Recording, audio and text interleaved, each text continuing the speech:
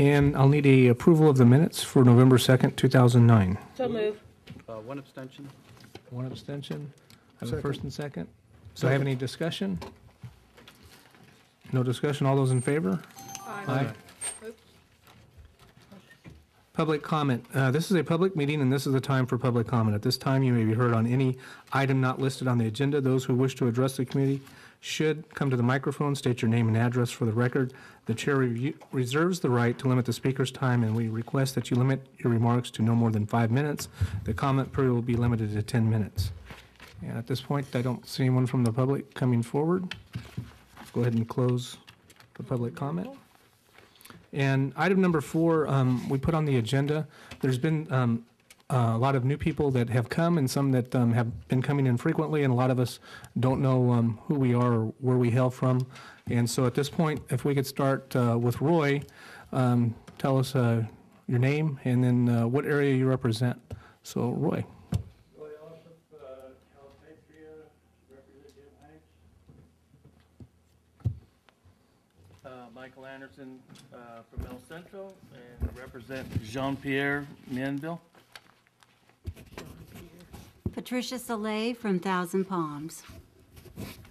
Luis Sendejas from Calipatria. I represent Estela Mendoza. Steve Hernandez, City of Coachella, represent the City of Coachella. I am Lupe Ramos-Watson from the City of Indio. I'm Becky Broughton, and I represent the county of this area. I live in Mecca. Dick McNicky, City of Coachella. Brad Ramos, representing the City of Indio. Good evening, Norma Sierra Galindo. I'm from Holtville, California. Frank Blum, representing the city of La Quinta. I'm Gil. Oops. I'm Gil Perez. I represent the United Taxpayers of Imperial County. Matt Desert. I'm a resident of El Centro, and I represent Director Michael Abadi. Okay, and that should suffice for a roll call, correct, Marion? Oops, I'm sorry. Thank you, Christy. Now we're okay for roll call. Item number 5, nomination and election of the 2010 officers. I'd ask this to be placed on the agenda because it's about the time that we do it. And Marion, if you want to explain the process.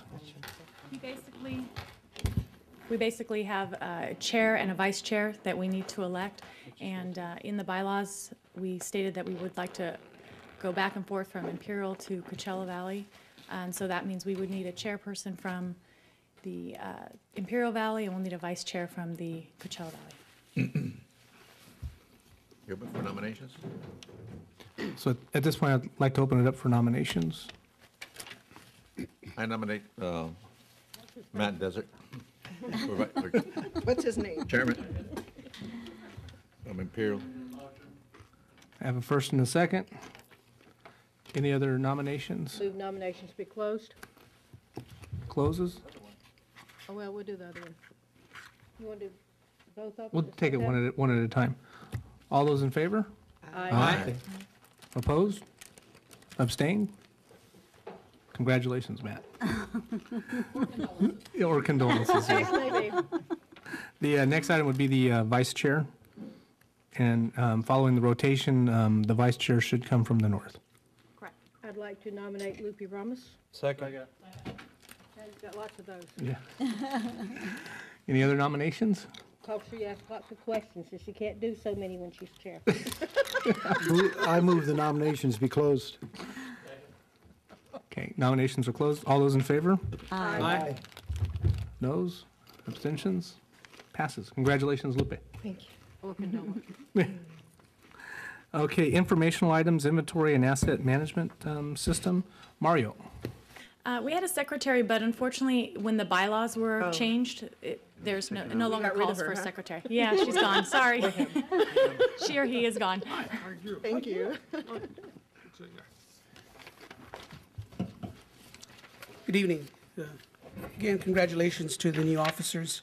What I would like to present to the board or the group just briefly is a asset management replacement funding model that we just just recently finalized. We presented this to the board a few months back while it was still in final stages of drafting. But now that it's finalized, I think it might be some interest to the ECAC.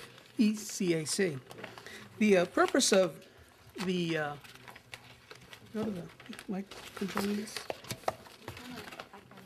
Which one is it? Okay. The driver, as you're aware, the board and the general manager has developed a very precise and concise strategic plan to drive the district for the near future. And one of the main objects of the strategic plan is, of course, is asset management, which makes up a bulk of the IID infrastructure. The asset management, and what we try to review in this presentation will be quickly is to review the objectives of the strategic plan, explain the approach for these objectives, overview of the model, and of course the findings that we found throughout the model.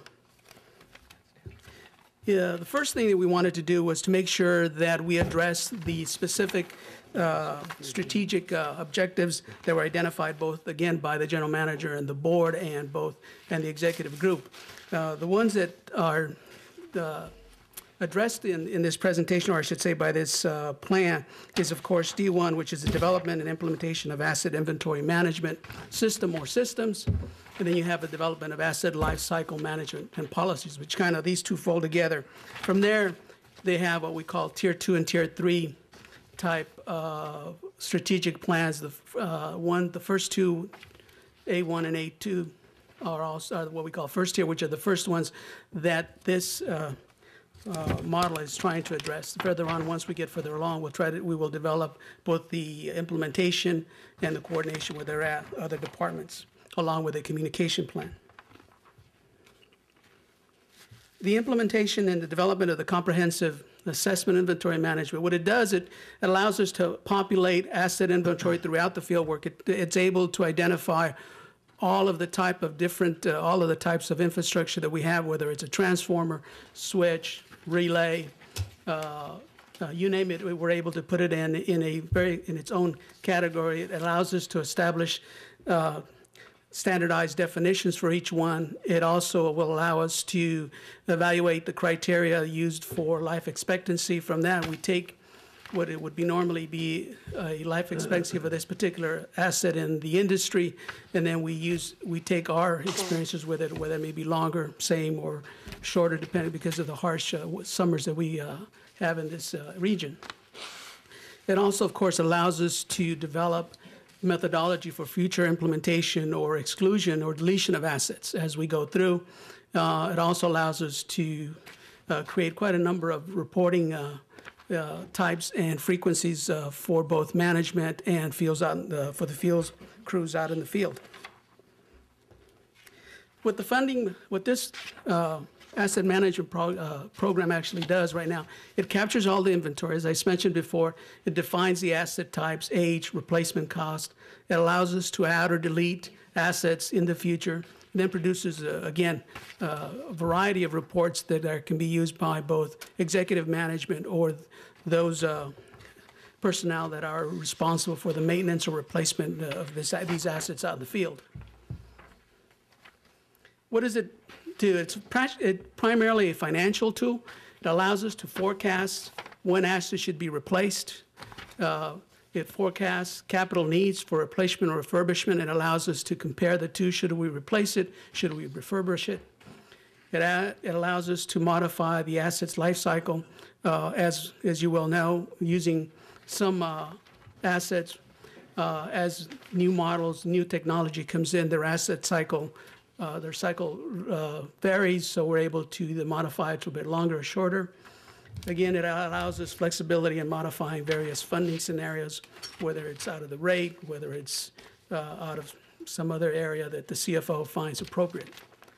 It provides a common platform for defining and discussing infrastructure needs throughout the different departments, so that both the energy department and the water department and general services are using the same type of model, so that when we look at from a company standpoint, we're all looking at it from the same model and the same methodology.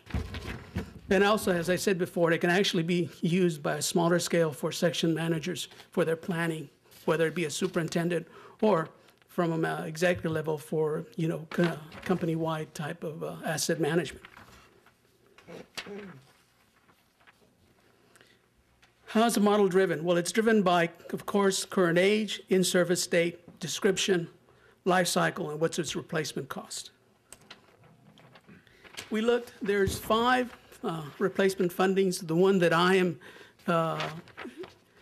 have today is sharing with the committee is one that takes into account transmission, communications, distribution, and substations. There is another model that uses the same methodology for generation. That is being conducted by the generation group, and I'm sure that if you would ask them, they would be more than glad to make the presentation once that's completed. And this kind of details what we looked in the 4 models that that we capture for assets. What this is really just a control panel. These are some of the areas that you can modify. In other words, you can, as you can see, you can tell it what year you want, what type of future escalation costs you want, what's the length of the study, depending. In other words, what's the life cycle of the equipment, funding uses. Do you want to fund 100% of the refunded of the replacement fund?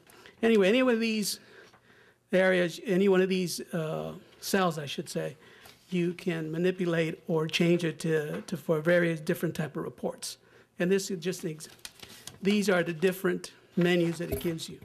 You can ask it for replacement of fund balances, validation, asset replacement log. In other words, it can be very precise, again, as I mentioned before, on any particular asset, whether it's a piece of equipment inside a substation or the whole total substation. And these are some of the reports. I apologize, they're not very easy to read, but I believe you have copies in your agenda. And what it does, it goes and it gives you, the one at the bottom gives you the replacement by defined categories. One on the top shows you the value and how much you have to spend to keep the assets current. This is the one that seems to catch, this one and the next one catches everybody's attention. This is a 50-year capital need replacement for our current infrastructure only. And if you look at it in today's dollars, if you were to replace all of the identified assets in this model, it's about $3.7 billion worth of assets. In escalated dollars is about $13 billion worth. And that gives you a sense of what some of our assets worth. Using the model, should say that we should be spending about $75 million annually in the replacement for these assets. Here's where it kind of breaks it down a little easier for the 50-year replacement cycle for current infrastructure. So you can see distribution is about 2.3 million. Substation is almost a billion, and so on. And that's really kind of a really quick presentation on the replacement model. It's really kind of the foundation for a asset management plan that we've been working on. We hope to have the second phase.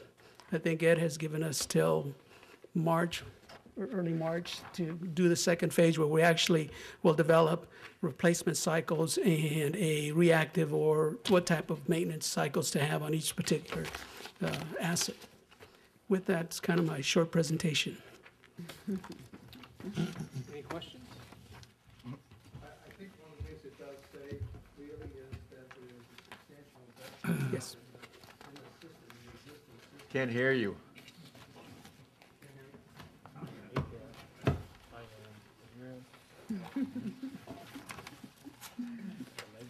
Say I speak too loud. But not from over there. I think one of the things, if you take a look at our capital improvement program, you'll find that a lot of it in the past has been based on new installations because of the growth in the area. We've focused on new systems and new substations and new lines. What this says to you is, hey, folks, we've got a tremendous investment in our existing infrastructure, and we need to keep it up. And honestly, we have not done a good job of that in the past. That's going to require a lot of attention. We're going to have to come back to you and to the board with a plan for implementing our infrastructure maintenance and asset management program. Mario? Yes. You have each one of those has two different bars there. The shorter ones, what do they represent? The shorter ones is today's dollars. In other words, if you were to do, say, if you were to look at total it's today's dollars is about $3.7 billion if you were to try to replace everything today. But through the life of the 50-year life of the infrastructure as you replace it, it represents about 13 million. So using distribution, it's about $2.2 billion in today's dollars. But if you go through and you spend roughly the $250 million that the program says you should be spending to keep the infrastructure current, that's assuming current. And I think everybody would agree that our infrastructure isn't quite where it should be. We have to spend about $260 million. I'm sorry, and if you spend that, you would end up spending a little over $8 billion in the 8-year plan and the 50-year plan. That's what it tells you. It tells you if you did it all today, it's $2.2 billion on the distribution side. If you did it within the 50-year replacement cycle, you'd end up spending about a little over $8 billion. Are we currently spending $75 million a year? No, not on the distribution, not on the system, no. What are we spending this year? Yeah, I'd have to defer that. I'm not sure what the capital expenditure was this year, roughly. And that's what we're budgeted for in the upcoming budget? I don't know what the budget is. I think the annual is about 40, the CSPs and everything. What are we spending, Cassandra? The transmission and distribution system replacement, I'd say it's closer to about 18 million. Yeah, For just 18. replacement, not- Wow. Yeah, remember, this is the existing system. This is not contemplating any new substation, any new generation, any new power plant, any new power lines. So it shows you the underspending that we're doing on the system itself. And before we had this program, was this issue addressed in the past? Well, it's been addressed, but it's usually been addressed either by what was available as far as resources to dedicate to the infrastructure, or as a need as the budget allows. What this tool does, it places the foundation for you to do a systematic approach into replacing the infrastructure as you go forward. And that's what it was. We have a lot of this data is located, but it's located just as inventory. In other words, it's a list of inventory items. What this one allows you to do is manipulate it and use it for different scenarios, depending on how you could use it. I mean, if we were it would allow you to say, if we were only going to invest, say, $36 million, you plug that in and it kind of gives you, well, in that scenario, this is how long how long your equipment has to last. Then you make decisions. Do you replace it? Do you spend that money in maintenance, or you do other things? It's really just a tool. But it's a very dramatic tool because it really gives you, first of all, gives you a good picture of what the current investment that we have out there. And again, this doesn't include generation. And this is just the energy side. I noticed an interest rate of 4.5%. Is that what was plugged into this? Yeah, it's just, that's what it was. That's the cost of money. And you can change that to whatever you think would be appropriate. At that time, we felt that the future cost escalation would be about 4.5%, and the borrowing rate is actually 5.5%. And any of those numbers you change, and that's what it would give you, it would generate different type of reporting. From there, you go to this screen, and then you pick which one of the 14 type of reports you would want. And this program is used throughout the industry? Yes, it's a type of, almost all utilities have an asset management tool. This particular program is used by other industry? Oh, yeah, as far as, yeah. But, I mean, it's just one of many. Just as long as it didn't come from the banking industry? Pardon me? Just as long as it didn't come from the banking industry? No, it actually comes from the utility side. That would be the derivative.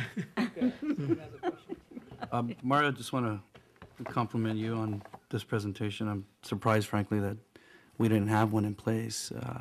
Well, one of the things, though, just want to, in terms of our asset management and so forth, do we have a timeline of perhaps, more projects that need to be done now rather than wait 50 years or that can wait 50 years. So I'm trying to figure out, where are we in terms of our infrastructure now?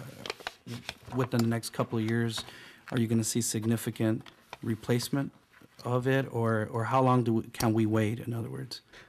Certainly the goal is to increase the funding, and this will allow us to make sure that those limited dollars, as they grow, as we invest more and more funds into it, are directed to the right asset. In other words, we want to make sure that this particular line or this particular transformer or this particular substation gets upgraded, and that's the one where we want to spend our limited funds. It's allows us, again, to have a more systematic approach.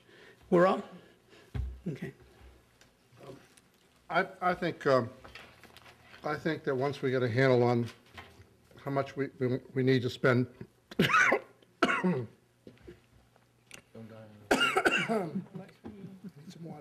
We're going to need to have what I call the infrastructure catch-up program. Mm-hmm. Frankly, I don't think we can fund it annually. I don't think we can put enough money in the budget annually on capital plans because we haven't been putting much money into it. And we're redirecting some funds this year that we were going to spend on expansion because expansion has cut back because of the economy. Thank you. Don't talk and eat at the same time. My feeling is that when we look at all the numbers, it's going to be such a sizable amount that we're going to have to come up with. So I think city governments are kind of used to this. Every once in a while, they have to have these capital infrastructure catch-up plans where they go out and do a bond issue, get the money, and get the work done, catch up, and then go forward from there on an even keel. I don't think we can do this on a piecemeal basis. Steve asked one of my questions. Is this the first year that we've done this, Mario?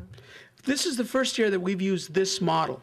We have a library of identified projects that we feel need to be done. But this is the first year where we're kind of putting it all together. We have a strategic approach to the whole company under the umbrella of the company's strategic plan. So my answer would, from my experience, this is the first year that I've been involved with it. It's more comprehensive this year. I guess my question is more related to the budget, so maybe when he's done choking, he can answer my question. But if we've been setting aside dollars for expansion, wouldn't it have been a better approach to set the money aside for the needs of the old system and bond for the expansion rather than to do a bond catch-up? Well, had it all been done right to begin with, I agree with you. But the history here has been more or less kind of ignore your existing system and try to keep up with the rapid expansion that's taken place in this region, and particularly in the Coachella Valley.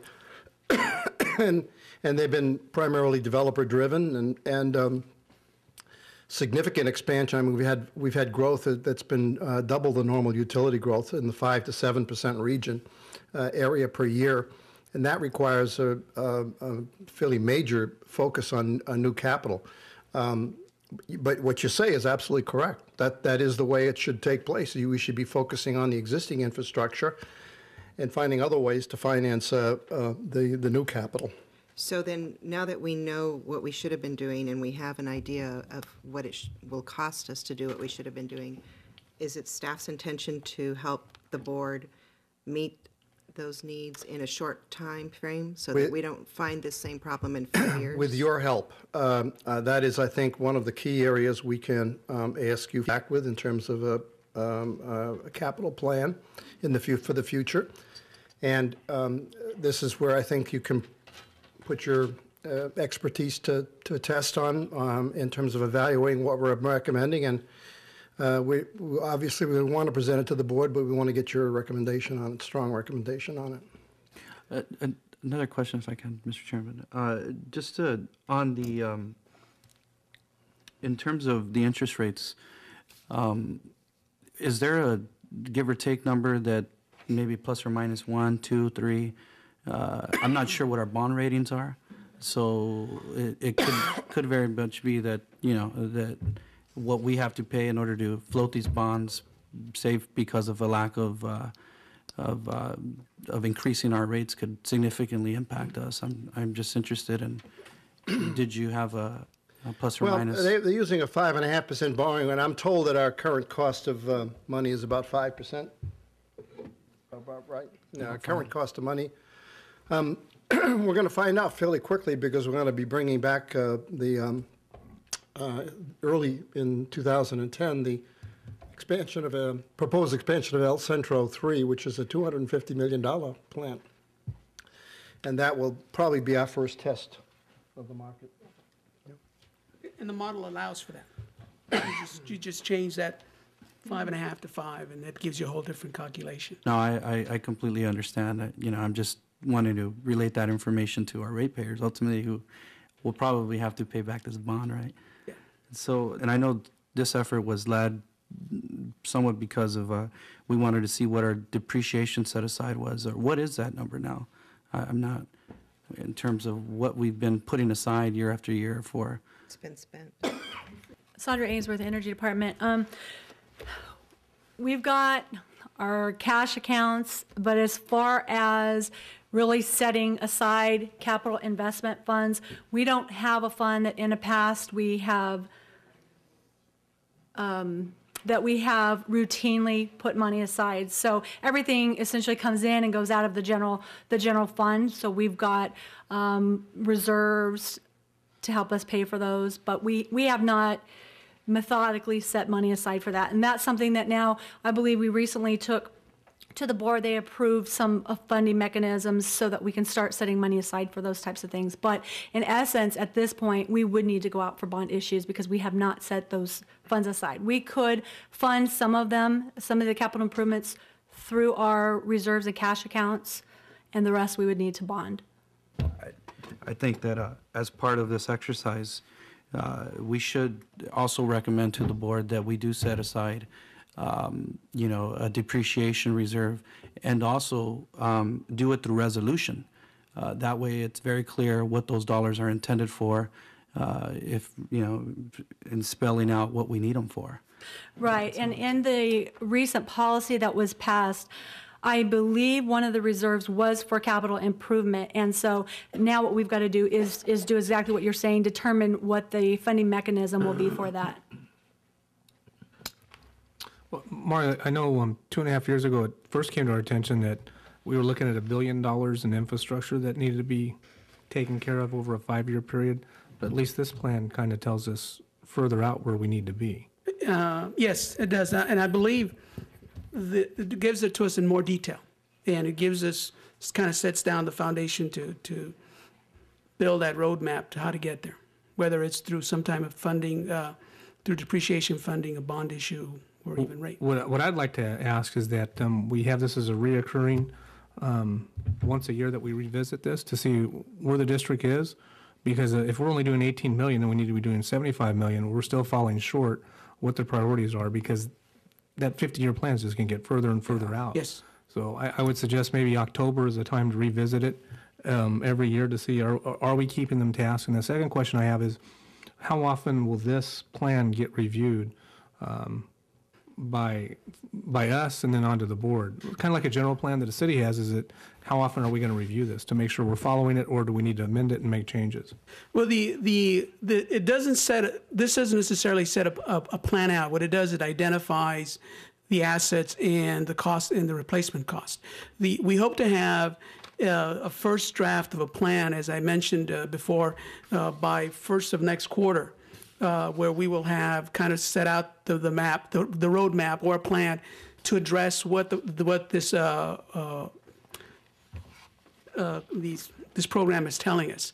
This actually gets modified on a weekly basis. Anytime we go out and replace a piece of equipment, we go in, replace the in-service date of that equipment, retire that old piece of equipment, and it actually kind of changes the formula a little bit. So we maintain it on an ongoing basis.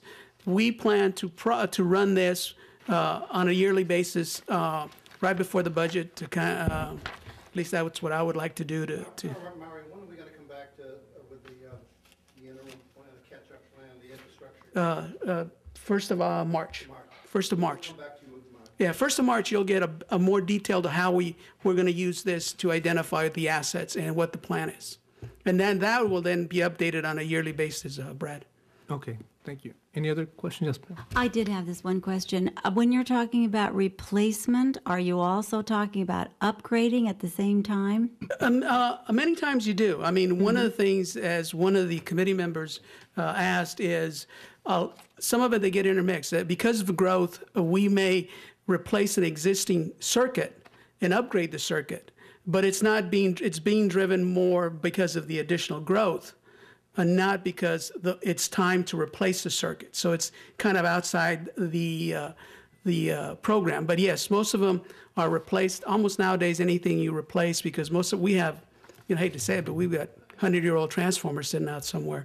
And so most of the time it's upgraded to meet new standards. That was one of the reasons I asked the question, because on our tour last month of the plant in El Centro, the supervisor of the plant said that if we could upgrade our equipment, we could probably save about 50% in energy costs.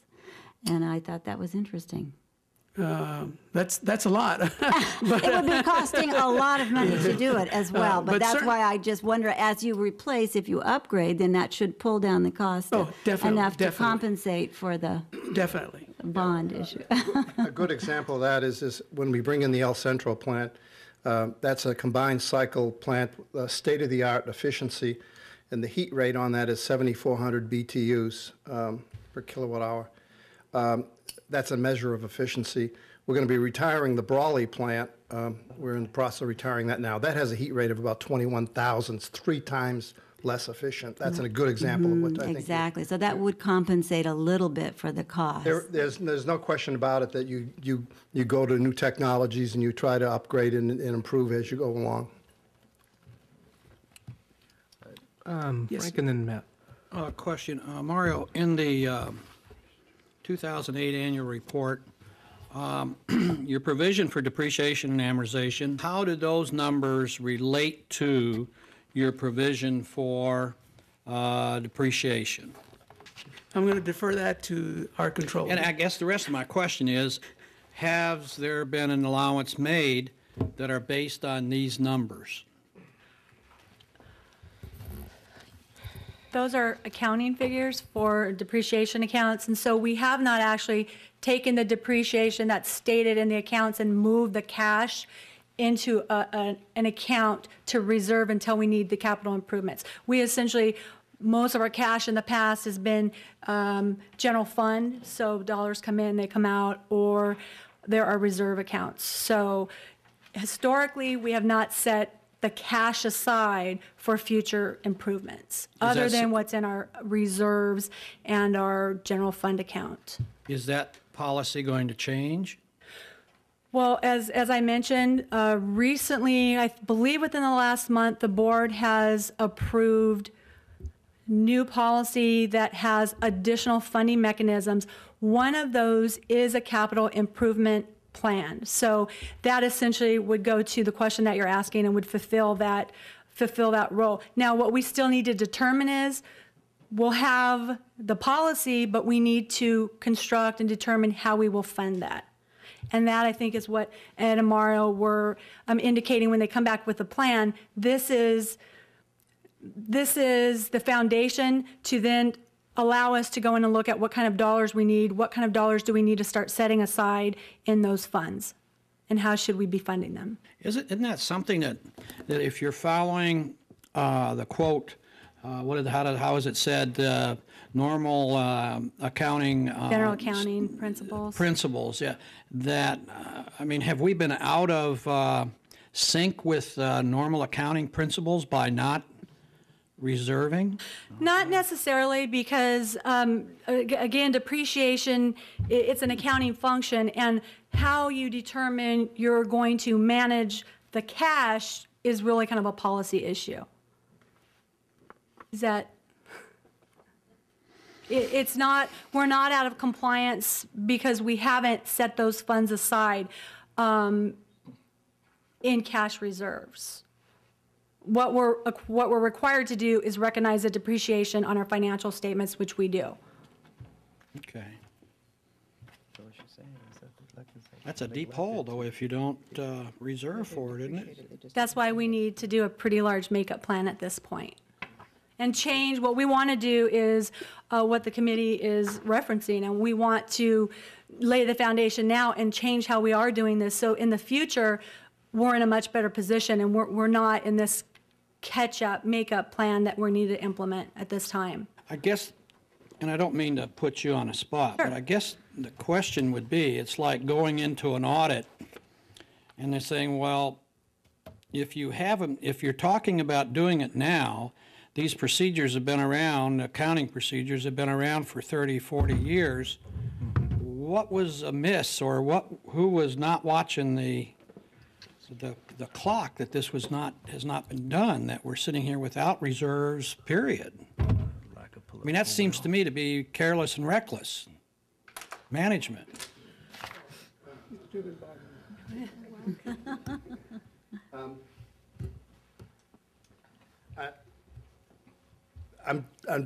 This is about as good an answer as you're going to get. It's not a good answer to the question. I really want to get Greg Broking, who's our finance director, back to explain that. I mean, we have one catch-all reserve where all the reserve money goes into, and there's money in that. I think what the board has been moving towards is having different reserves for specific activities. So it isn't anything went amiss. It was all put into one general reserve, and they're changing that. But we're not. Since we don't work day to day with the financial reserves, that is done by IID's finance group. I would rather have Greg come back here in the next meeting and talk to you about that, rather than try to give you. We're trying to answer your questions the best we know, but frankly, we're not working with that on a day in, day out basis. All right, thank you. Matt? Yeah, two questions. So the repowering of Unit 3 in El Centro, the 250 million, would that be contributed to replacement, or would that be contributed to expansion? It's part of the generation model, and Henrika. It's included in our generation.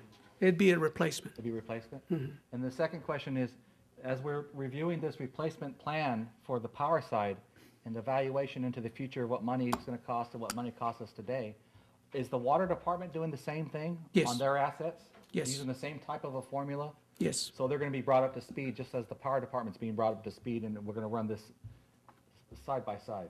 Yes, they have the very same model. In fact, they're a couple weeks ahead of us. Thank you.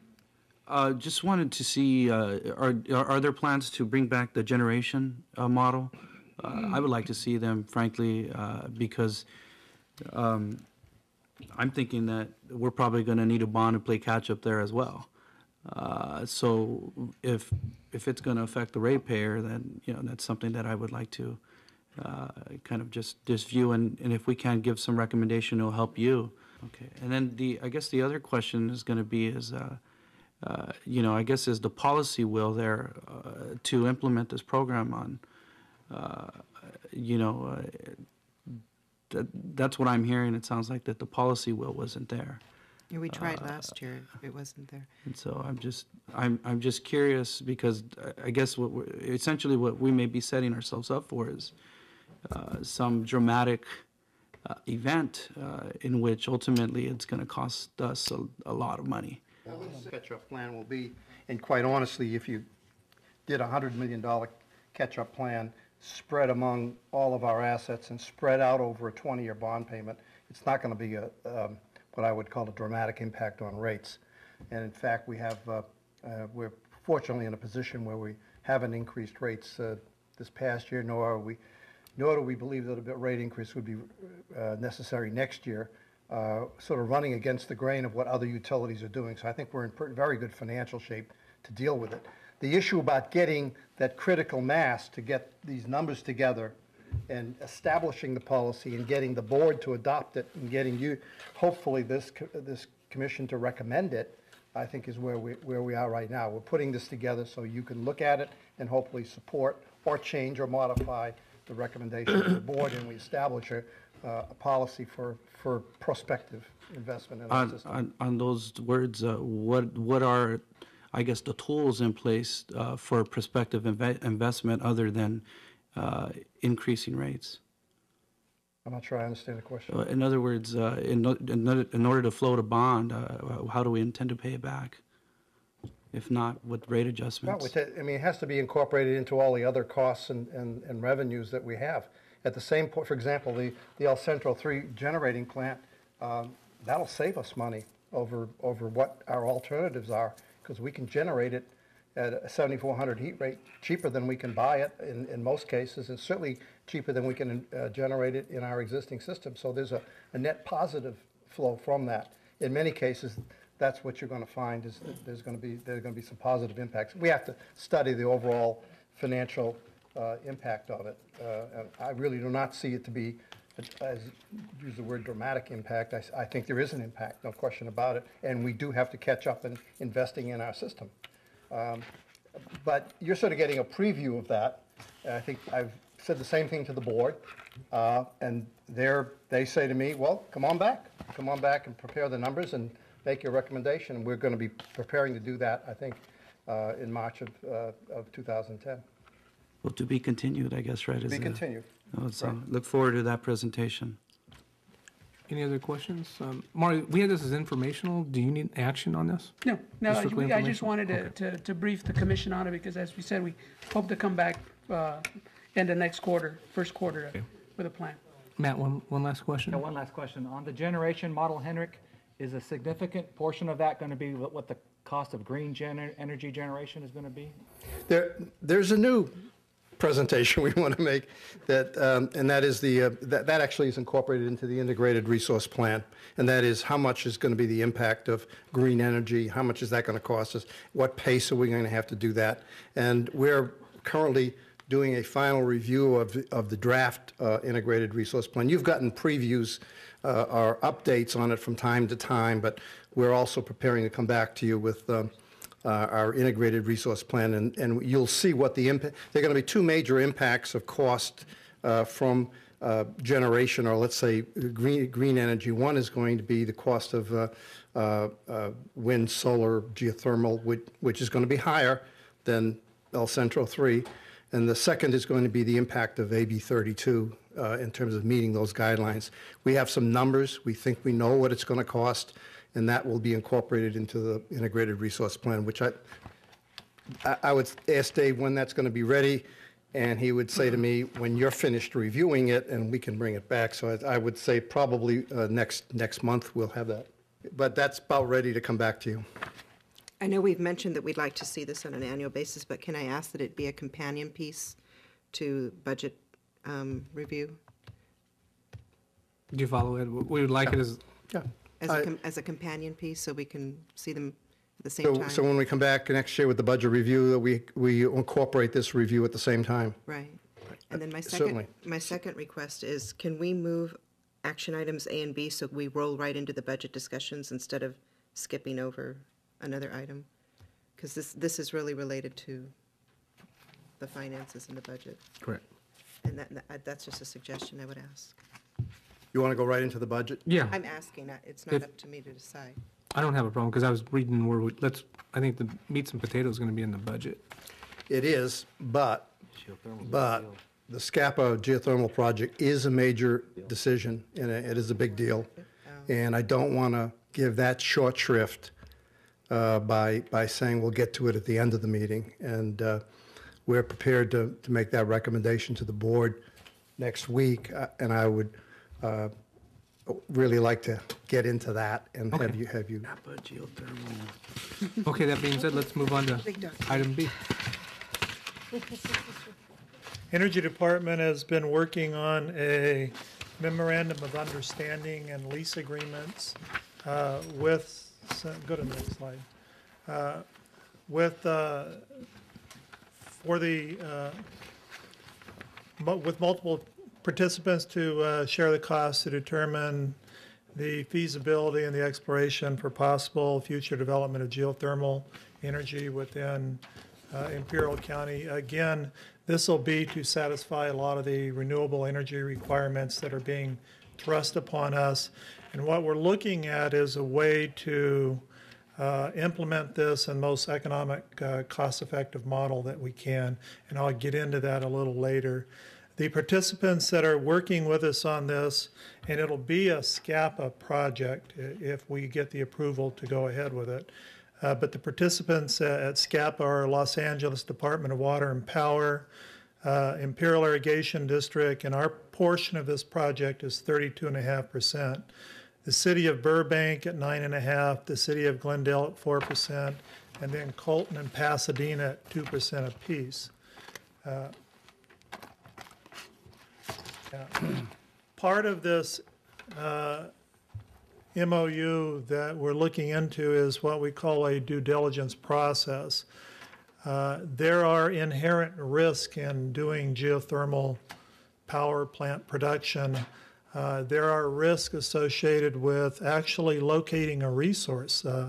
One of the things that we don't want to get into is to be out there potentially wildcatting or something like that. What we're looking at is ways to mitigate each of the risks that we could run into for discovering a resource or building a plant.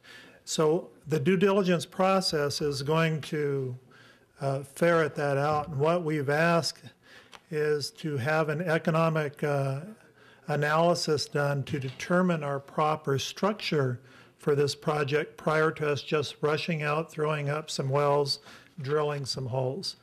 There are options available to us that we've been looking at that could either be a public-public relationship or a public-private relationship with somebody that's in the business of doing geothermal.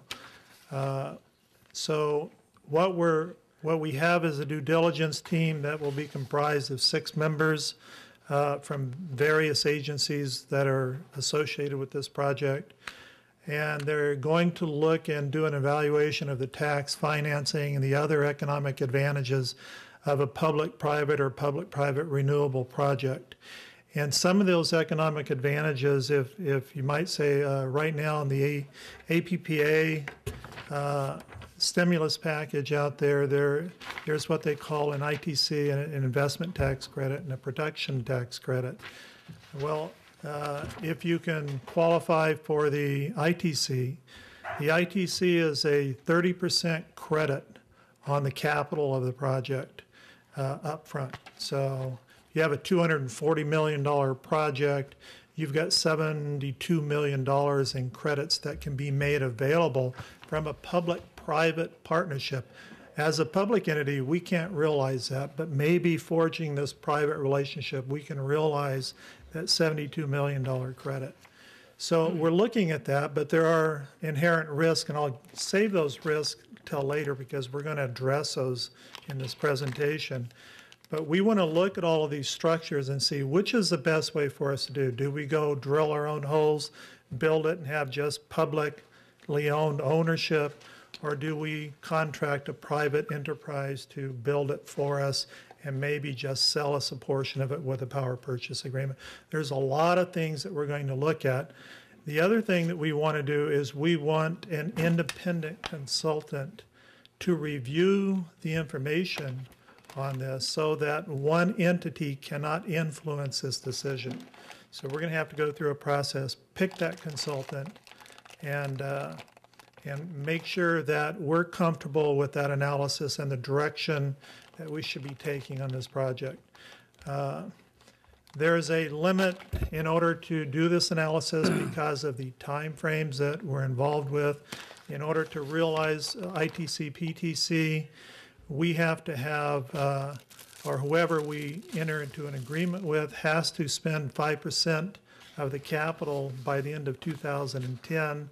And there's a sunset clause at the end of 2013. So the plant would have to be in substantially complete and in production before the end of 2013.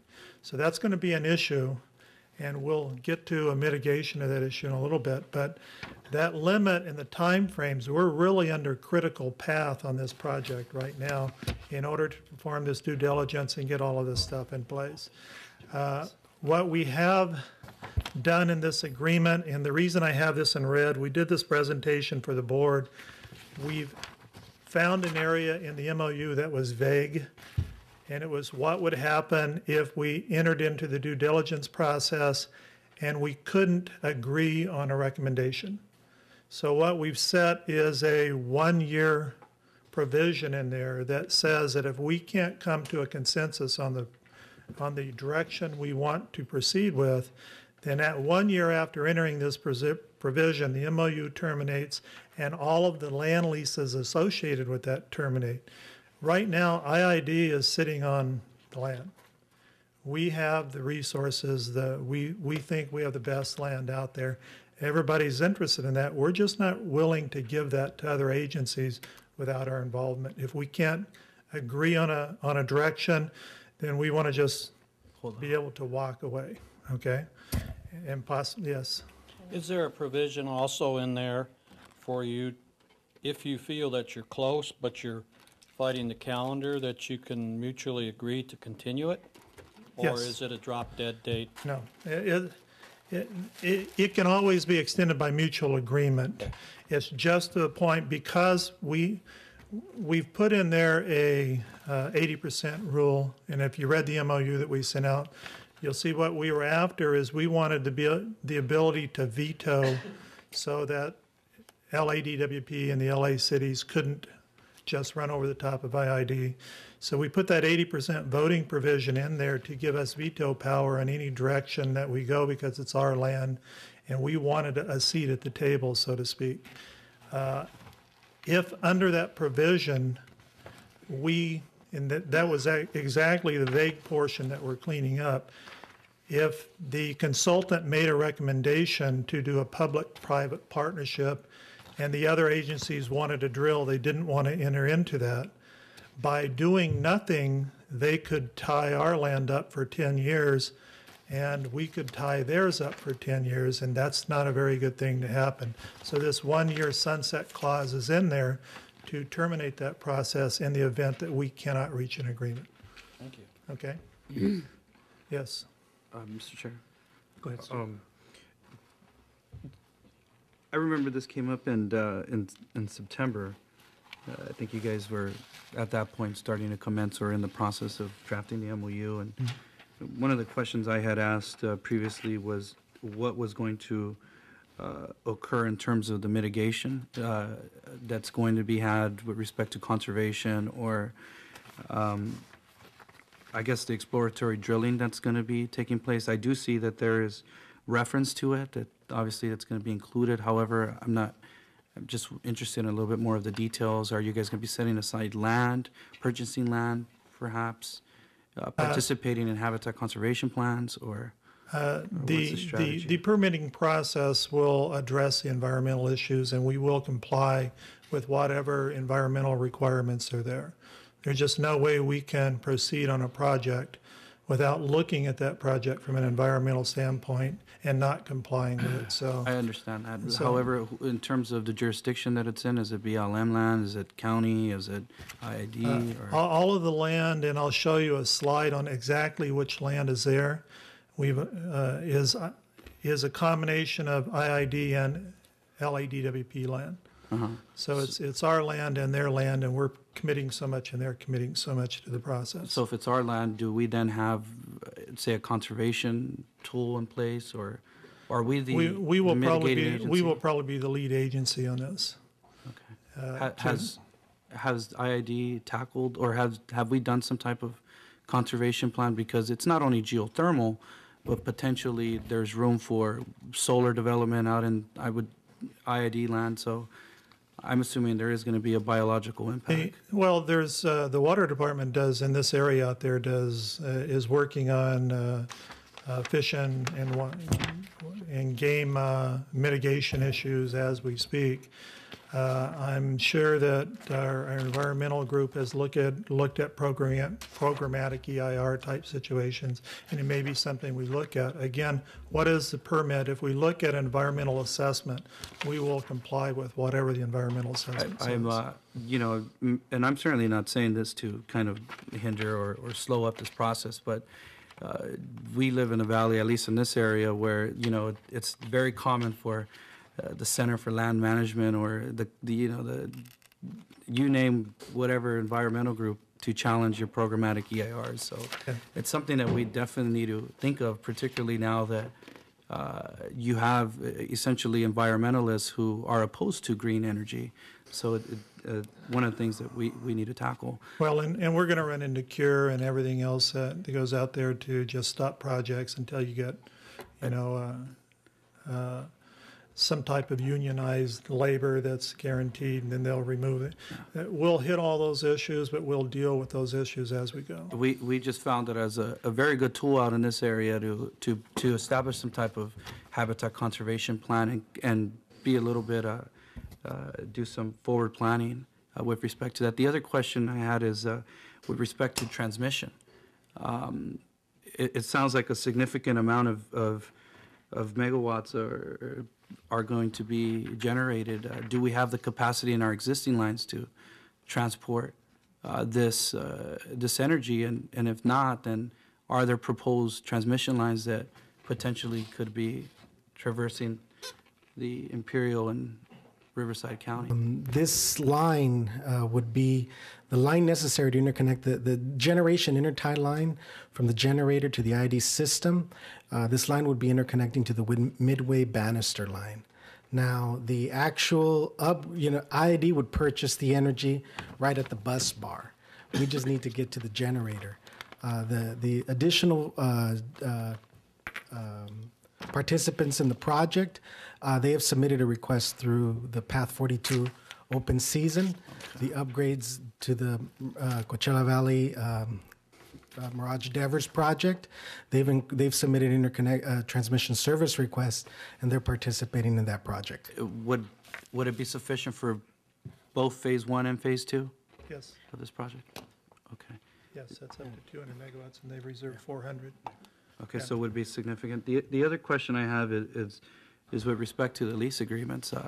I think that there is a huge potential here for leadership to be shown in terms of finding some other revenues for conservation, job creation, or even salton sea restoration. I frankly, I'm not opposed to renewable energies, but I do believe that, LA, San Diego, areas that are not going to have this impact, they should maybe pay, penny of a half of a, some type of fee that would help us in meeting whatever goal we set out in terms of those dollars. Again, whether it be job creation, conservation, or salton sea restoration. I frankly feel that, that we're missing an opportunity for leadership here to find some solutions that, frankly, the state government is not going to help us with. I've had that conversation with Andy Horn from our county government down there, and he's of the same mind. So I think that issue is being looked at. I think from a job creation standpoint, if you look at the renewable energy that is possible in Imperial Valley, you're looking at a tremendous amount of revenue that could be had on an annual basis and piped into the valley. You're probably sitting on, if we can develop these resources, you're sitting on an economic windfall. I hope you say valleys. Well, yeah. Valleys. Mr. Chairman, in the interest of time, I've had the opportunity when I received the packet to peruse it thoroughly. May I suggest that we keep the comments to a minimum? Otherwise, I think we'll be here till midnight. Some of us have to drive 2 hours to get back. Sure. Well, after reviewing the staff report, if we can get a motion to approve, because we've seen it once, so we're looking at an amendment. So if I can get a motion to approve the staff report, we can move on. Second. I have a first and a second. Any discussion? All those in favor? Aye. Opposed? Okay, passes. Thank you, Carl. Great. Next item is the budget. Greg? Be here on behalf of Greg Broking from the Chief Financial Office. What we wanted to do is the Finance and Energy Departments would like to request tonight that the board recommend approval of the Energy Department's 2010 proposed budget And what we would like to do is Greg gave a presentation on November 2nd, so we don't have a presentation tonight. What we wanted to do is go ahead and open up for discussion or answer any questions that you may have that stemmed from the presentation on the 2nd of November or from your subsequent review of the submitted and proposed budget. Thank you. Yes. Did you say Sandra? Sandra. Your name is Sandra? Yes, Sandra. Now, what is your position? So I've seen you a number of times, but I've never gotten your job right. Controller of the Energy Department. You're the controller for energy? Yes. Okay. And Nora? I'm the budget supervisor in the finance department. All right, thank you. Okay, that being said, continued conversations on what we discussed at the last meeting on the budget. Do I have questions that would like to be addressed regarding to the budget? I'll look to my right first, see nothing to the right, then I'll look to... Okay, Michael. Sandra? Yes. If we can go over our sidebar discussion that we had, if we can go over those numbers and how you come up with that formula, I'd appreciate it. Oh, yes. There was a question, I'm sorry, what was your name? Michael Anderson? Michael, yes. There was a question for Michael at the last meeting. He was essentially questioning, let me go here, let me change this. Oops. How do I push this forward? Oh, here we go. He had a question on the capital and on the calculations where in the third column you'll see the title that says percentage change of 2010 versus 2009 budget. He, I believe, came up with a different figure for the generation figure, and what I told him is the way that we calculate that, the difference is we take the 2010 budget, subtract from that the 2009 budget, then that difference is divided by the 2009 difference, and that's how we come up with the percentage of variance here, because Michael did have a question about that. That is what you're referring to, correct? Yeah, and the numbers are... We've checked them and confirmed them, and with that calculation, they are correct. Thank you. You're welcome. Any more questions from the right? Matt, and then Gil. Yeah, I have on D44. D44?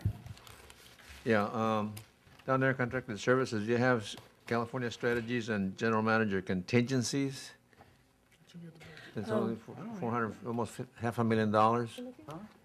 What's California strategies? What is that? I'm going to have to get back to you on that. The general manager explained that at the last meeting. This is in his section. And they always have a contingency because there are requests to do consulting work. There's other things that come up that if we don't have a budget set aside for that, then we'd have to pull money from some other project. Yeah, but what is California strategies? What is that? Is that a consulting firm? It could be consulting fees, or could you remember what it? Yes. Well, that's my boss. And I don't generally ask him what he puts in his budget. And probably, we're kind of responsible for the energy portion of the budget, but there are expenses and expenditures which come out of the GM's office, which are not strictly energy related, but more over both areas. And those costs are usually split, is that correct, Norma, between energy and water usually. It's usually, if it's an activity or a function where is value to the entire department, the entire district, then they'll be handled out of the GM's office and those costs will be split. But I could not tell you exactly what that is for. Oh, and your question about it being consulting fees, it is because it's under the contract services. So it would be for consulting. So is it an allocation to this division? The total contract could be a much larger number? The allocation is 75-25 in the general manager section. 75% to the energy department. 25 to water? Yes. I think California Strategies is a lobbying firm. Again, as Ed stated, I recall there was some discussion and the board was asking Dr. Brady about those dollars, and there's some discussion about whether they're going to utilize those services or not. I don't know what they're for, though. Just for the board's organization, it is a lobbying firm out of Sacramento. California Strategy. Legislative. Correct. Legislative. Gil? Any- All of the legislative activities are handled out of the general manager's office. We don't get involved in hiring legislative support. We have legislative support both in Sacramento and in Washington. And support what the district is going for. I'm assuming that's- My question to the budget that I have is that our concern from this group has been is we recommended a rate increase. The rate increase wasn't approved by the board. We see a budget that's being approved without a rate increase. We know that we have a 50-year plan that needs to be budgeted. How is this overall going to affect? I think that's a concern of everybody in here is that we'd rather do a small incremental rate increases to offset our true costs, or are we just prolonging the inevitable of having a rate increase 2 or 3 years that could be considerably higher? I think that's a concern of a majority of us here. And we have recommended 2 years in a row for a rate increase, and it appears that there's not the fortitude to move forward with that. And we'd like that explained a little bit, I think. Yeah. At the time, we asked for those recommendations, and you provided them, and you made those recommendations. But when you look at this budget, it would be hard to justify a rate increase based on those numbers when we have gone to a great extent to reduce our costs. In fact, eliminating a number of positions, and at the same time, there's been a substantial reduction in when you look at the budget for 2010, that $257 million for fuel and purchase power, that compares to a number which was close to $300 million for 2008. So you can't, it's hard to justify a rate increase based on those numbers. And one might say you submit a balanced budget, you don't need a rate increase. What you're saying is in the long run we will, because if we're going to have a catch-up plan. And I think we have to build the framework for that. I think this asset management plan, coming back to you this year and building a case for how we're going to fund all this and what do we need to spend on the system.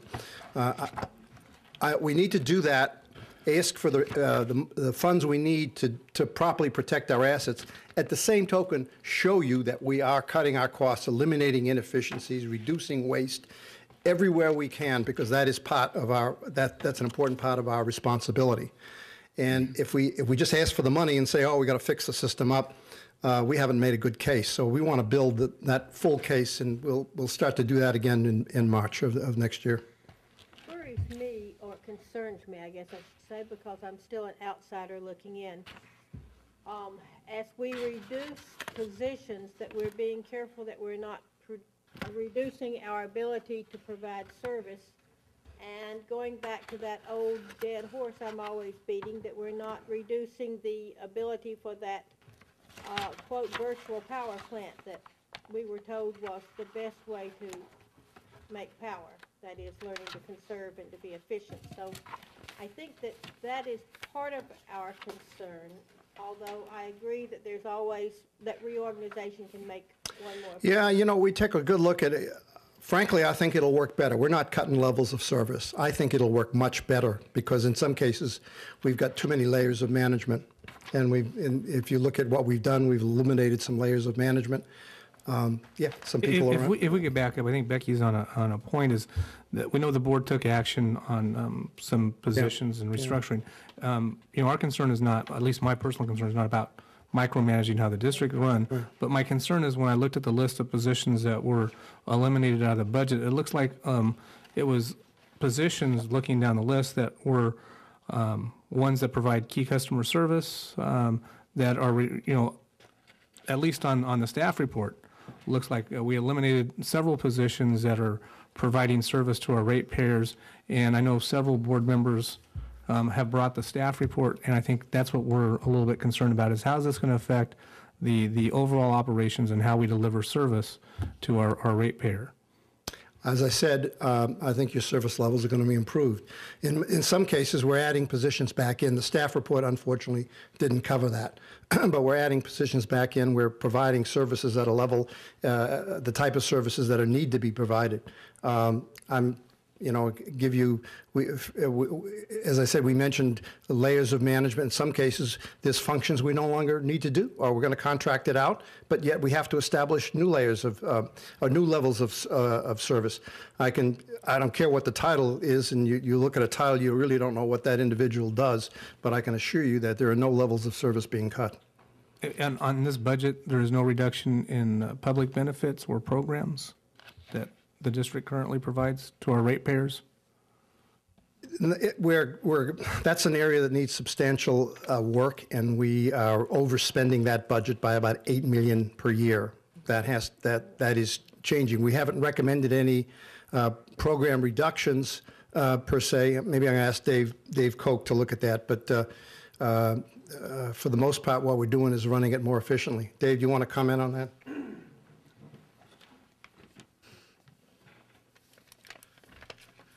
I don't have the numbers right in front of me, but generally we're spending about $22 million, plus or minus, on public benefit programs. We're currently collecting somewhere in the order of $13 million on from our public benefit surcharge.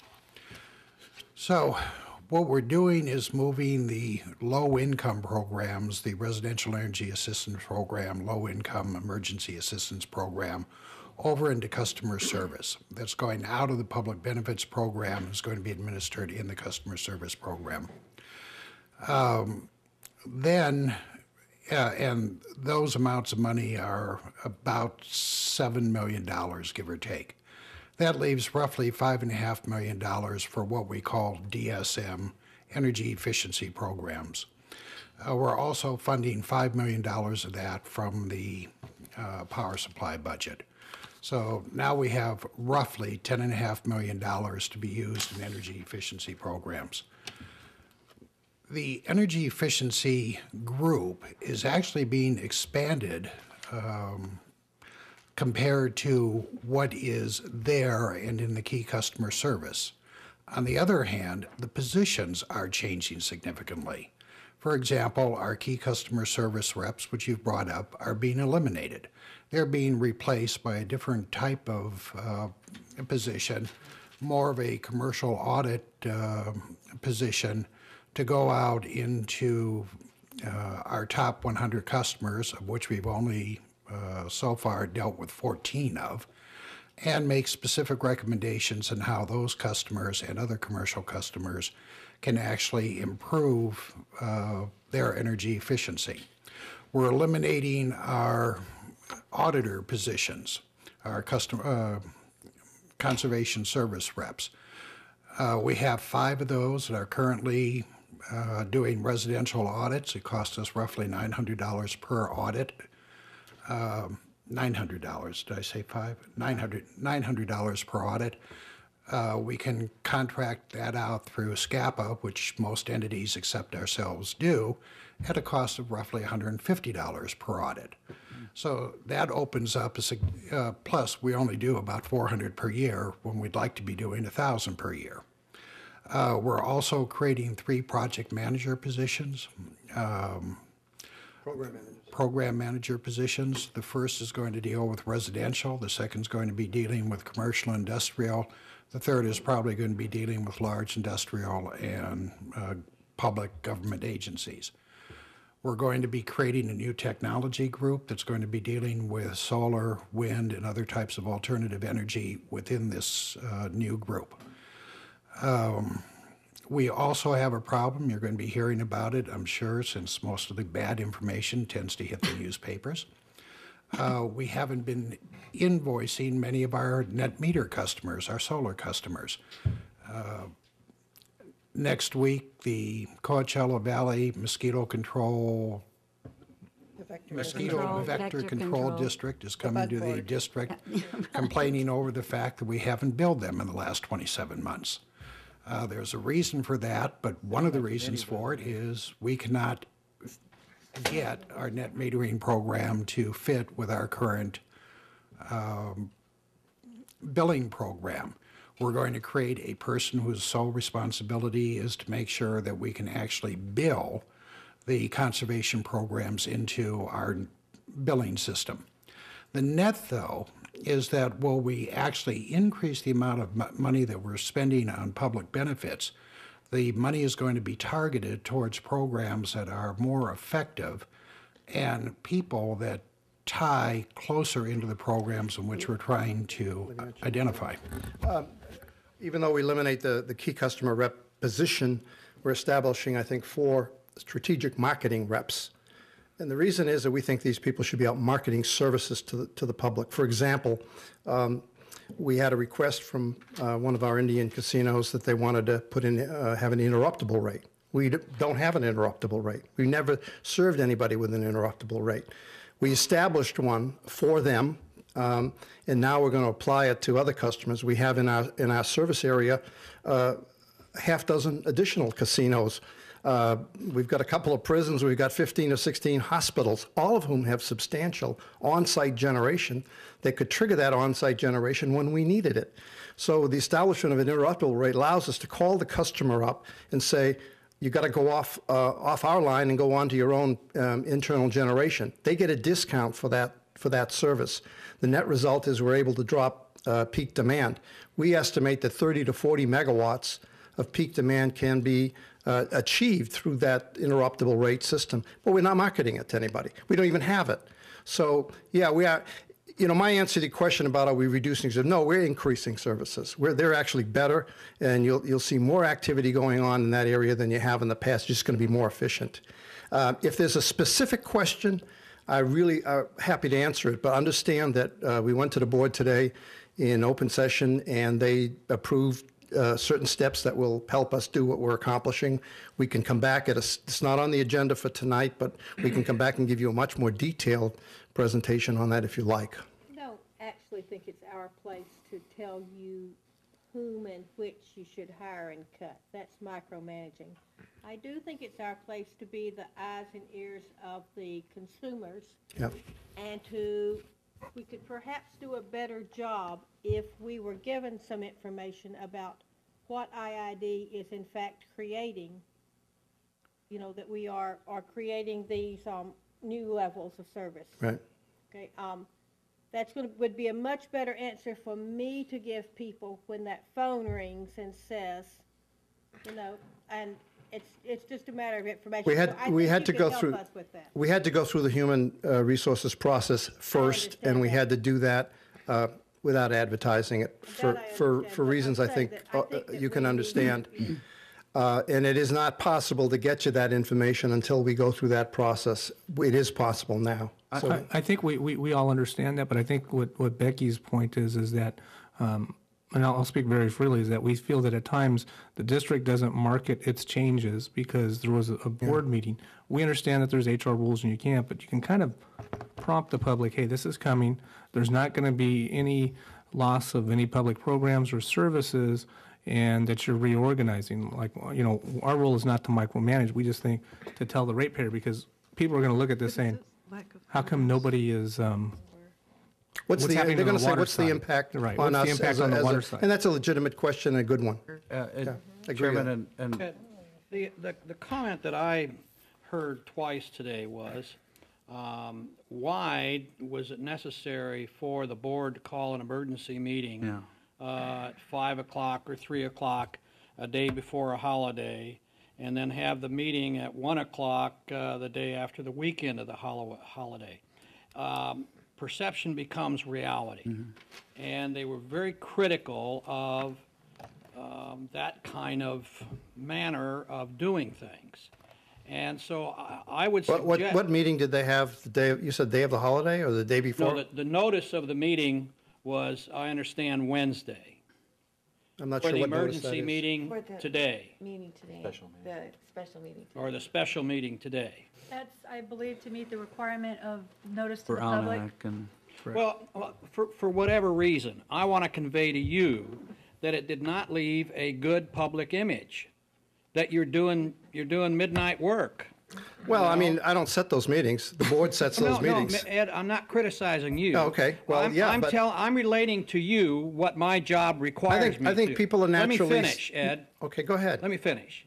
The ratepayers out there raising Cain with me on the phone, wanting to know why IID management is having these kind of meetings. Why don't they have a regular meeting that is announced and do it in a normal fashion rather than do this 3 o'clock or 5 o'clock before a holiday announcement of a special meeting and then have the meeting the day after the holiday?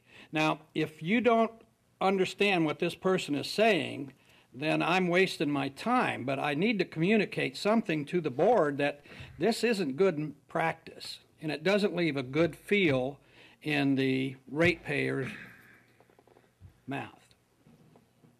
So I've conveyed it to you, maybe you can convey it to... We have Pat Swarthout from the general manager's office, and he can pass it on to the general manager, and I'm sure they will pass it on to the board.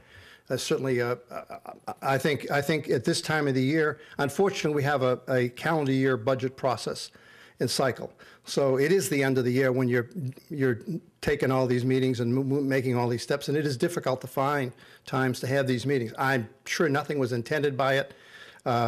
Perhaps the people that called you and talked to you about it are suspicious about it. I'm not aware of any ulterior reason why it was timed that way. It's hard to find a date this time of year where there isn't a close holiday. Okay, well, this is part of the budget, and I think we need to move on. But before, I think Stephen has one more, and we can get back onto the budget. No, and I'll echo the sentiments of my colleague. I think he did. I ran into the same issues today where a number of folks call me, and it's just highly suspect. I think perhaps maybe even having it further on during this week would have been maybe appropriate, although it's never a good time to lay off folks or give the notion that they're going to be being laid off. But with respect to the public benefit surcharge, one of the things that I would like to see is kind of a breakdown of how those dollars are distributed throughout both valleys. I definitely think that's something that would be helpful to some of the ratepayers. Can we get those numbers? And some of in this area. You know, Let's try and get those numbers. presented to us. I haven't Ed. seen We've that. had them presented on a yearly basis. Public benefits does come, and they do break down specifically where Coachella exactly? Valley, Riverside County, Imperial County, where the monies are going. Maybe I'll do my homework. One of the pieces of information on that public benefit, we are spending at the rate of $23 million a year, and we're only pulling in about $12.5 million. $4 million of that is the SB1 program, which should not have been lumped with public benefits, and we've had to separate that out. That's separately handled in the budget, so that's been taken out of public benefits. It was erroneously included in public benefit program. It's a separate program with separate state legislature legislative act that passed it. So what we're trying to get to is an annual expenditure that's closer to what we're pulling in, but in some cases, some of that money has been used to fund programs like the REAP program, which really should be in customer service, and the SB1 program, which has to be separately funded. And Mr. McKinney? We can get you those numbers. I have a question with all the changes, and as I understand it, we're going to increase our services in the public benefit area. Is that with the same people or new people? I'm not going to get into discussions of who's going to do what. We're eliminating a lot of positions. We're adding a number of positions. People have to go through the process of either bumping into those, but there's a human resources process you go through, and I can't really comment on who's going to be doing that work. They're going to be, those positions will be filled. We talked about program managers, we talked about technical people, and we talked about strategic marketing reps. Everybody who has been told that they have to, their job may not be there next year. Whoever that is, they have a right to apply for any of those positions. But I can't tell you who's going to go into what position. They're going to be qualified, though. They have to be qualified, and they have to be able to do that job and consistent with the new job description. And if I could ask if we could stay focused on the budget again, go ahead, Pamela. One question to you. This may be an obvious question, but the Workforce Development Department has a program. They have millions of dollars, according to one of the gals down there, for helping to retrain people to do higher level jobs. I'm just assuming ID has somebody that's occupied finding out what those programs are, because they will pay half the salaries of people. She said, the girl down there said, before people fire anybody, they should come through us, because we can oftentimes help, and you can design your own training program. Appreciate the information. Write that down, Pat. Any other They questions got a on lot the of budget? government money for that. Matt? Yeah, I had a concern about the special meeting that was called today also, because they're going at 3 o'clock they convene to address the budget, a budget workshop, I think. And it kind of takes our vote. You're asking us to take action tonight, but yet they're going to be taking action and looking at the budget today and seeing presentations that at least those to the south end that are here tonight cannot participate in because we're here at the ECAC meeting. Just water today. So you're asking us to vote in support of this budget, but in fact, it's going to be changed or it will already be addressed today in a different budget. Well, my understanding is that today's meeting on the budget was only water. Was only what? water? Yeah, and then my understanding, Matt, was when I talked to Marion, that's why we had to have this date, was to look at the energy budget. So as long as they stuck with the water, we're okay, but that's what I was told. Right. We had the second budget workshop here with the board, I believe, approximately 2 weeks ago. And since it was up in this end, they did not review water department. So today was their chance to review in public the water department for the second. Yes. Also today, they addressed the ECA issue, the ratio of the collection of the ECA. And is the current budget set up right now with the ECA set at the little over 5 cents, or is current budget set up to be reflective of a floating ECA? Well, the current budget that's before you contains an ECA that was set at a level 501, and that's because that's what the board has recently approved. Now, depending on what the board decides to do, we may have to come back for a budget amendment. And that on the ECA, that came to us and we did approve it. So that is what they're looking at today, correct? Yeah, we approved it, but the board decided not to take any action on it. Yeah. So that opens the door to allow it to float. I believe the board is considering what direction they want to tell staff to take, because they did not vote on the recommendation to fold the ECA as it is the 501 into the base rate. Yeah, it was because you raised the question, it was on the agenda, but they really didn't have much discussion. Actually, I think Greg Broking, the finance director, said, well, now you turn this thing down, you don't want to vote for the ECA that we recommended, what do you want to do next? And they said, well, come back with different ideas. And that's where we are right now. We're still, it's not going to be what you recommended and what the staff proposed, because that sank upon If launching. you could send a message, then why are we here if they're not following some of the recommendations and it keeps coming back? Well, if staff had that attitude, there wouldn't be anybody left on staff. But you guys get paid, we don't. Yeah, we don't. We get a burrito. I'd like to finish up my thought, though, on the idea of rate increases. We have had some votes in favor of rate increases over the last couple of years, but those rate increases have never been really incrementally tracked to a specific category or a specific area of funding or replacement, pole replacement or transmission replacement or generation replacement, nor was the ECA rate ever tracked in the last couple of years as to what it actually was on a monthly basis. You come to us and ask for just an overall rate increase, and this committee has given it. But I think there's people out there, consumers and perhaps even board members, that are concerned with just handing out a rate increase when that rate increase isn't actually specifically tracked as to what those rate increases are going to be bringing us in the future. Thank you.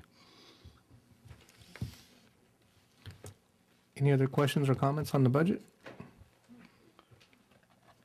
With that, we would need this as an action item for us to approve the budget. Yes. So do I have a motion for approval?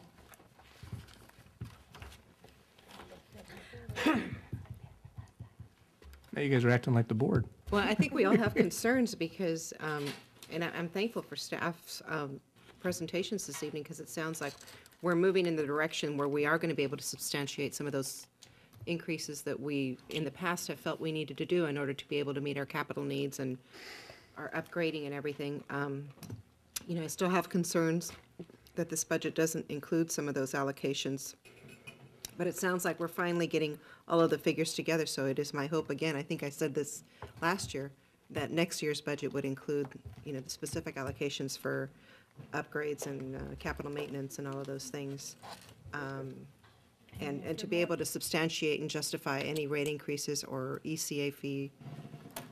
So with that, I would ask the board to take our concerns into consideration as they consider this budget and make a motion to move this budget forward. I would, if you would like, we could attach those concerns right to the motion so that the Yeah, board gets that I think included we in the said it motion. last year, too. Yeah, we so- said it last year. They're just not listening. We could say it stronger this year. We could say it stronger. I think it would send a Font bigger 20 message in if we bold. didn't send approve this. We didn't. We sent it back, and then it didn't get approved until April. Mr. Chair, I do need a second, though, or, I'll second her, Okay. her motion. Discussion? I just want to add, perhaps maybe what we need to do is have a joint meeting with the board to discuss energy and kind of the direction of what they want us to be as well. I'm also confused in terms of what if our recommendations are being weighed or not. So I definitely believe that we should have a joint meeting with the board. Mr. Chairman? yes, Frank. I'd just like to express a thought. We've been working on the budget, and I'm assuming the board has obviously been working on the budget as well. And yet they have a special meeting to eliminate 39 positions. And I'm curious, was that those positions and the revenue that the impact of the elimination of those positions, was that discussed at the board level and is it reflected in the budget? And if it is, then I question what was the need for a meeting at the 11th hour. There's just something there that is got my curiosity and my suspicion. My antenna are up, and I'd sure love to have an answer for it, one that makes some sense.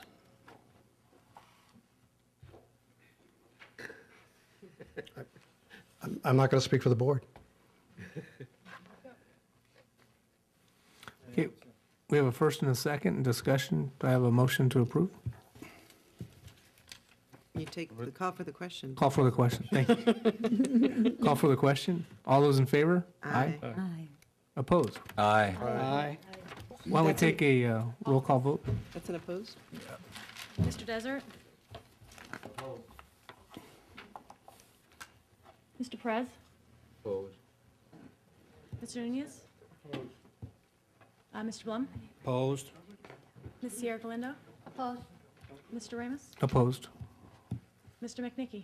No. Ms. Broughton? Opposed. Ms. Ramos Watson? Aye. Mr. Hernandez? Opposed? Aye. Aye. Nay. Christie? And thank you. Wow. Is that a strong enough message? 12-3. I think so. Good. Sound a little more like 50/50. What message would you like us to give the board? Our It's going concerns. to be a no vote, and it'll go to the board. Is there, you want to reschedule a meeting, have more in-depth information presented to you? Or would you like to schedule another meeting in the next week or so? May I say something? Go ahead, Norma. Mr. Chairman, I would like for you to consider conveying to the board that it is very difficult to make a decision on, it takes a lot of time to digest this material. We can't read it overnight and go over it. And unfortunately, this is how a lot of these motions get passed, and then we turn around and get slapped for them. That's one. But I take very seriously people's livelihoods. And when people's livelihoods are at stake, I want to have looked at everything else before they go on the chopping block. And I'm only speaking for my own personal stand on this.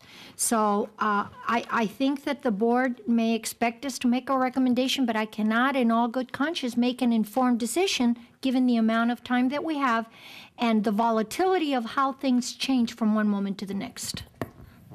Were we invited to the budget study sessions that they had? They're public, and they do advertise on the north and the south.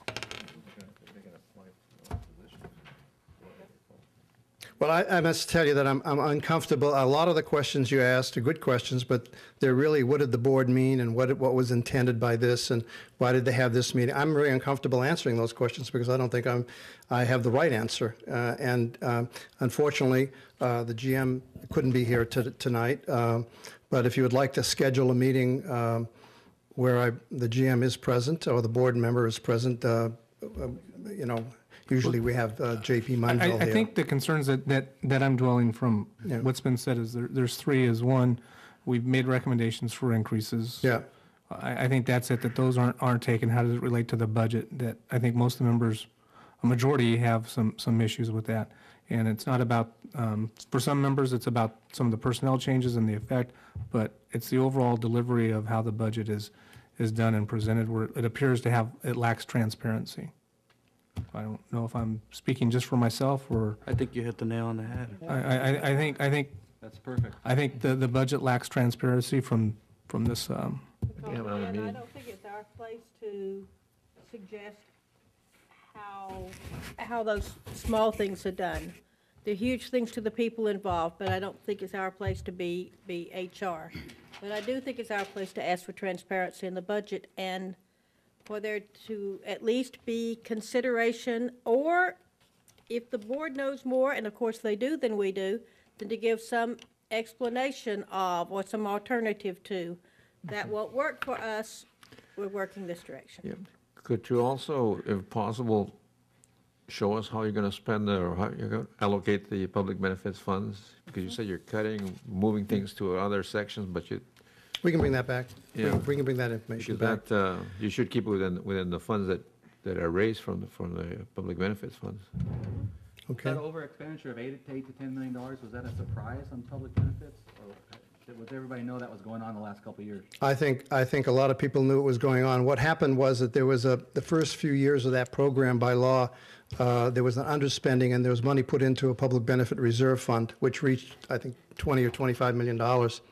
And what happened was that they started to add these programs like the SB1 program, the solar program, which had never been put in there.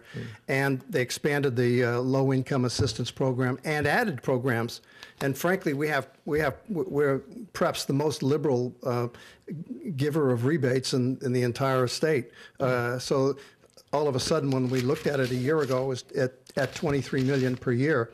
And that reserve fund was draining rapidly because the extra money was being taken out of the reserve fund. Well, and consequently, that reserve fund has been reduced to about $10 million. Has it been reimbursed? It eventually would run out, and we'd end up with a budget deficit in the public benefit program of about $9 million a year. Yeah. I think we've turned that around by moving the solar money out, by putting the reprogram in customer service. And have those funds been reinstated or reimbursed? Yeah, we have to reimburse. We have the SB1 funds have to be reimbursed to the public benefit reserve. Because I remember when I asked, they said, "Well, we have to do it by law." That's the comment that I used to get, and I said, "Well, why don't you charge it to another department? Within the general." Should have been. You're right. It should have been funded separately, and because it was under a state law, and that went into effect January 1st of 2008. But they, for whatever reason, they just included it in the public benefit funding, which it shouldn't have been. Yeah. And now we have to go back and reimburse the public benefit fund for that money. This is what creates the problem that you're facing today. The credibility starts going down, and because you don't know what you're doing, especially when you have a meeting the same day of we're having a meeting and they're making substantial reductions. Well, the reductions are human resource personnel actions, and I think you understand that we can't really run that by you. I understand that, but they impact departments throughout the idea. I'm sure it's more than just water.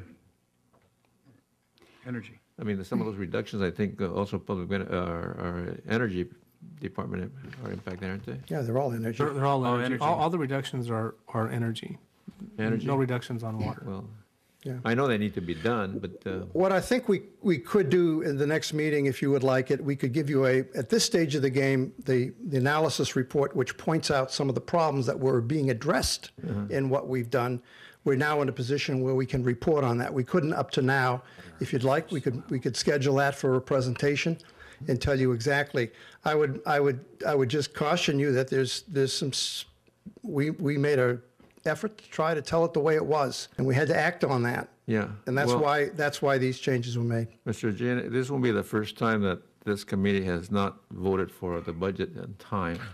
And I think last year we delayed it until we got some answers. Well, I guess my question is, for your information, what would you like me to do next? I think the message to be sent is that I think a majority of us felt that there was lack of transparency. And I think this group has gotten stronger and stronger on looking at what the budget, where money is going, the programs, and how it's beneficial to our consumer and the ratepayer. At least that's what I've seen the past 3 years, is we're much stronger. Yes, Pamela? Is that all that we want him to do, is to pass on the message, or do we really want to have more in-depth explanation and have another meeting? I would say, what's the pleasure of this board? I think the chairman should draft a letter and sign it and send it to the board on behalf of the committee. You even hit the nail on the head with your definition of transparency problem. And also in this idea of transparency, I'm hearing that a majority of the north end of La Quinta residents that are on the committee here are wanting to understand where the public benefit money, how it's split up between the Imperial Valley and the Coachella Valley. And I think some of the south end, the Imperial Valley committee members want the same information. They've questioned it also. I think we may feel that a majority of that money's been spent in Coachella, and I think some of you are feeling that a majority of it's been spent in the Imperial Valley. And it kind of makes this board divisive, and there it is. It's a problem of lack of transparency that makes us divisive. Yeah, there was a suggestion made about having a joint meeting, which I don't think would work out because of Brown Act issues. But it may be, rather than write a letter and have it sit there and people wonder what was meant by lack of transparency, et cetera. Perhaps if we set up a meeting where the chair and the vice chair were to meet with 2 members of the board, which would not be a quorum, just to hash this out, discuss it, might be of usefulness. Would that be something you would want me to try to arrange? Steve, Mr. Chair, I don't think it'll be a Brown Act violation if you advertise both of our meetings. I know, I understand, but I think there are going to be other issues. Brown Act is one consideration, but frankly, that is a kind of a meeting I've never been able to set up in 35 years. Again, I guess the point here is to really understand what's the nature of our committee and what's the nature of how they process our recommendations. It's a little frustrating. I think you can hear it clearly up here on the board. Yeah. That there is some frustration, whether it be a lack of transparency or lack of not following our recommendations or even giving an explanation why. That they chose to go in a different direction. And so I really feel that if we perhaps lay out some structures, some goals that we can all agree to, that the process here would be a little bit smoother. Mr. Jin, we've had joint meetings with the board in the past. Yeah. And they made themselves available, and so have we. So it's possible to have one. Okay with the chair and the vice chair meeting. That might be a beginning. What would be the pleasure? My recommendation would be is have the incoming chair and vice chair. Last year's chair and vice chair. I tried. This year's chair and next year's chair. Whatever you folks prefer. That's what I think having the chairs meet would be a beginning of a conversation. I do think the ultimate then would be for us to meet as 2 boards, but it'll be much easier to set up a meeting between 4 people than it will be between groups of people. I mean, you raise excellent questions. You're saying, look, last 2-3 years, we voted this, rate increase didn't get passed. We voted this, the ECAC didn't get passed. No one ever comes back and tells us. There's a communication issue here, and I'm just suggesting some ways that communication can be improved. I think a letter is okay, but it's not as good. I think it's the 100th one we've Yeah, written. I think the 2-on-2 is going to be, because it's in an informal setting, we might be a little more productive, and we might be able to You really could talk more candidly hash in some that. things out, and just say, what do you want us to do, and how are we going to work together? I think that would be a better meeting for us. I believe the budget, the way it's set up, is scheduled to be presented to the board for action on December the 7th. So we would probably not be able to meet together with them before that time. Therefore, a letter. But we can get the conversation going. If we don't at least do a letter or a memorandum or something official and get it read into the record and present it at the next board meeting, at that December 7th board meeting, there's a good chance that they'll take action and move on. Well, I think because we've given our comments to staff, that when they present this to the board next week, they have outlined our reasons for not passing it. And, the board's going to do what they need to do. They've always done that. So I don't know that they will delay. I don't know that they will. But at least giving them our concerns up front with that presentation. They know where we stand, and in the meantime, let them know that we want to meet and get on track. And it's set for next week in El Centro. I would suggest that the vice chair, if you don't mind going and speaking on behalf of what we talked about, we could deliver the message there during their budget. If I'm not capable to do that, Gil Perez has made those presentations in the past. I can do that presentation. May I also suggest that each one of us call the director that appointed us and convey those thoughts? Usually I always call my director and let him know, and a couple others.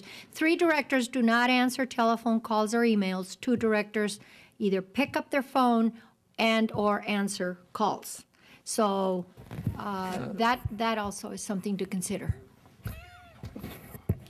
Okay, that being said, I think I've heard clear, we'll set up a 2x2 ed with 2 board members, the chair and vice chair. Yeah, I will, I'll probably get into trouble for proposing that, but I will do that. I think it came from us. I think it came from us. Because I think it's a good idea, and I think that informal setting allows you to be very candid. Perhaps we could go through our general manager's office. It's probably take the stress off of you. That's who we'll contact. And Brad, you and I could then draft something over the computer, over the internet, and I'll present it to the. Yeah, I'm okay with that. Okay, and updates? Wow. Making sure we I follow really the don't have agenda. anything beyond what we've discussed. I don't know what games. Thank you. Okay, I'll start on my left with Matt, member comments, and work our way. Very good meeting. Thank you. No comment. Thank you, no comment.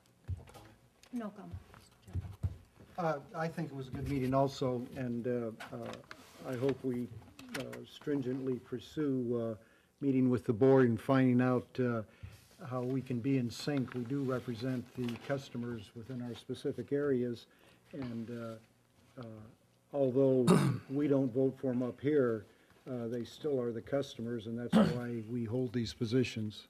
Thank you. I'd like to thank staff for excellent presentations tonight. I think that every meeting, they get to be more in-depth and more, where they actually broaden our knowledge of how IID works, and I appreciate that. I know it takes a lot of time and effort, so I thank you for that. I am hoping that we, through some conversation, have a better idea of what our job is. I believe that we've lost some very valuable members to this board through frustration. I can think of some from up here that are no longer serving because they're tired of hitting their head against the wall. At least that was their explanation to me. So I look forward to that, and I think that we're being represented we are fortunate enough to have a 2x2 meeting. I think we're being represented by folks that understand the consensus of the board as well as is possible. So I thank you, too, for putting out that extra effort. The information that was presented tonight is very comprehensive, and I know we've been kind of hounding staff for at least the last couple of years that I've served. So it makes me happy that we are moving forward, that we do see progress in the presentations, and if we can just sit down with the board and figure out how we're going to work together to make sure that they understand where we're coming from, then I think that'll complete the picture. And I don't expect things to change overnight, so I'm trying to be as patient as possible. But thank you, staff. I too want to thank staff for their work, particularly the management system and the assets there to track them. I definitely think that's a good tool. And I hope to see more of it, particularly if we can do something in terms of where our infrastructure is at in terms of time-wise. I think that'll help us tremendously. But I also want to echo the comments of all 3 of my colleagues here. I think we do need to have some type of joint meeting to better understand our roles. I feel that, particularly out in the Coachella Valley, we are getting a lot of public pressure to see some type of reform or some type of outcomes with the IID. It's frustrating for us, obviously, because we don't get a vote on any of our board members or folks that represent us. So I think that's the issue that we want to try to make better. how we can bridge the gap between Imperial and the Coachella Valley. Yeah, on the page 11 of this book on renewable energy generation, I noticed nothing about solar power generated, and the ID been interested on it. And I think they should start with the small projects. They should have done it with geothermal 30 years ago, and they're 30 years too late. I think they should get involved with solar energy and the small projects with another company in partnership and start generating some solar power. Also, I noticed that the solar power systems are only going to be offered to big projects and not to the residential consumers. So is that true? No. Okay. No, in fact, we want to give more to residential. Okay. Expand the residential. We're limiting the size of the projects down from 100, at one point it was a megawatt. We're reducing it down to 300 kW so as to put more money into the residential smaller systems. Thanks. I have one small suggestion as a relatively new member of the group, that it would be nice to have an orientation meeting where we learn who does what. And I'm learning little by little. I could now identify you somewhere, but I think it would be nice to have that so that we all can get our heads together better. I'd like to thank Mr. Ramos for being our chairman. I believe you did an excellent job. And I have no comment. Thank you, staff. You have done a great job. You conduct the meetings very well. And being relatively new, I think I've been on almost a year now. It takes a while to put the pieces of this puzzle together. Some of this stuff is so comprehensive that if you haven't, heard about it several times. So I appreciate your efforts in that behalf and making some things clear for us. I would like to recommend that when people come to the podium, they identify themselves. There was a gentleman speaking tonight from ID. I have no idea who he was or what he does. And even though that may seem repetitious, for some of us that are relatively new, it would be very helpful. Or even those of us that are slow learners. Might help to introduce the staff at the beginning of the meeting, maybe. Oh, that would help. Yes, thanks.